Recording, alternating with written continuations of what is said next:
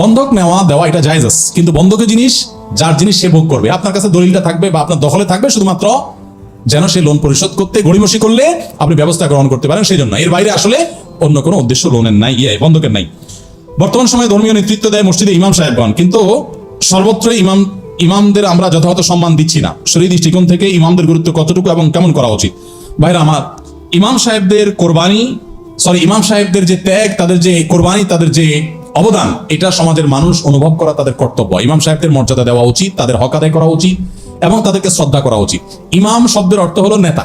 ইমাম মানে কি? নেতা। এখন আমাদের ইমাম সাহেব হলেন চাকর, আমরা সবাই হলাম নেতা, আর ইমাম সাহেব হলেন কি? একা চাকর। কারণ সবাই অর্ডার করে, সবাই নির্দেশ করে, সবাই কৈফিয়ত তলব করে।